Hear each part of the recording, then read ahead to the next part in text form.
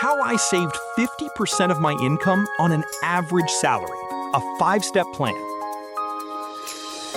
Ladies and gentlemen, welcome back. I want to start with a number, because numbers don't lie, even when our brains try to convince us otherwise.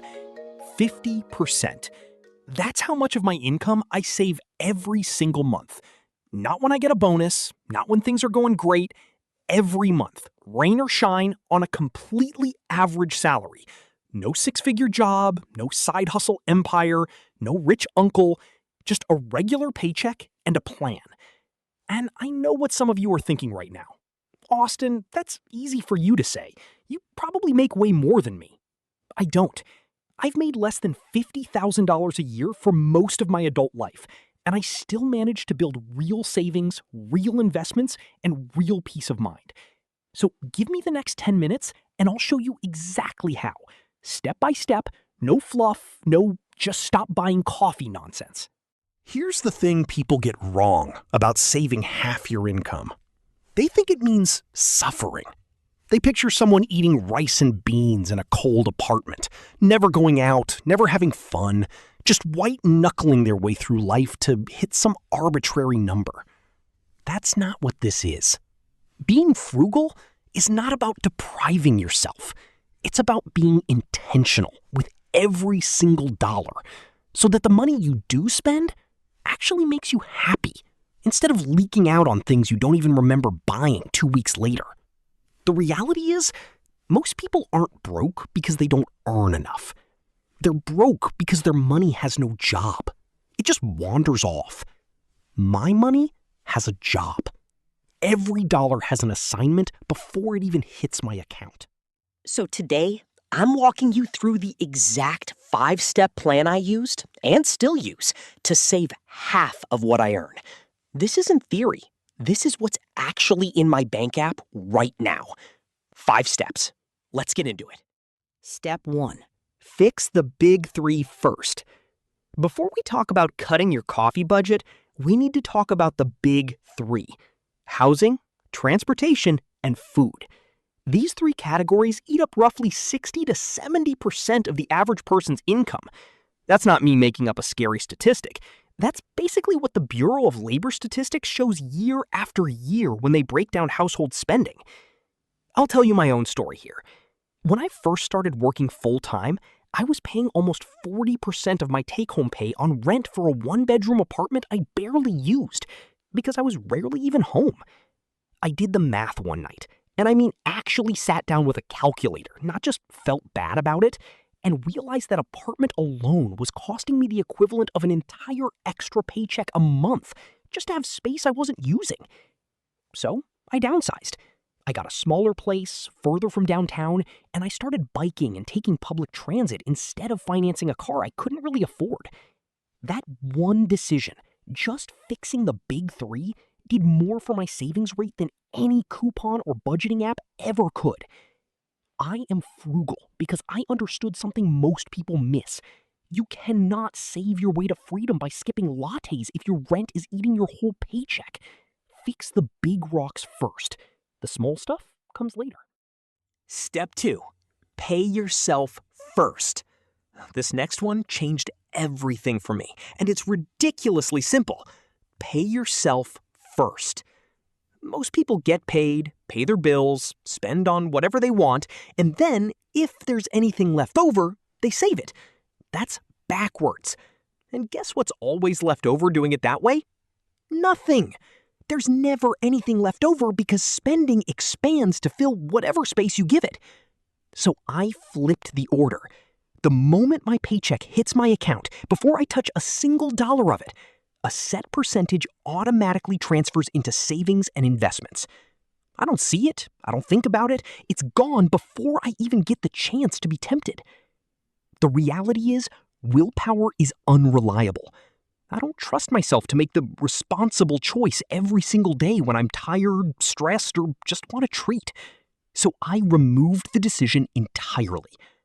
Automation is what saved me, not discipline. Step 3. Build the emergency fund before anything else. Here's where people usually mess up the order of operations, and I want to be really clear about it. Before you invest a single dollar, you need an emergency fund. I know it's tempting to jump straight into index funds because investing sounds exciting, and saving in a boring savings account sounds boring. But if your car breaks down, or you lose your job, or you get a surprise medical bill and you don't have cash sitting there to cover it, you're going to end up pulling money out of investments at the worst possible time. Or worse, going into debt to cover it. I built 3 months of expenses first, then grew it to 6. That fund is the reason a $1,200 car repair a couple years back didn't turn into a credit card balance I'd still be paying off today. It just got handled.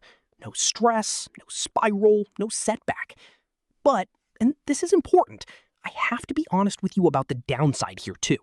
An emergency fund sitting in cash isn't growing much. It's not going to make you rich. That's not its job.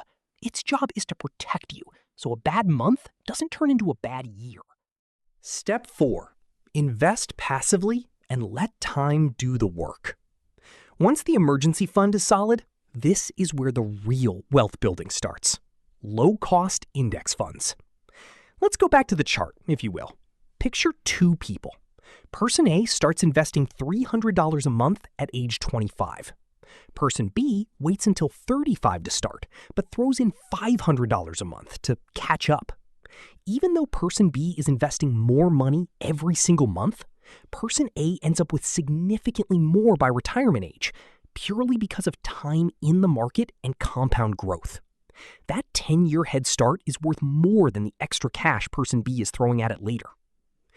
I am frugal because every dollar I don't spend today is a dollar that gets to start compounding today instead of 10 years from now. That's the whole game. Time isn't just money. Time is more valuable than money because you can always make more money, but you can never make more time. I keep it boring on purpose. Low-cost, diversified index funds. Automatic contributions. Dividends reinvested automatically. I'm not picking stocks. I'm not trying to time the market.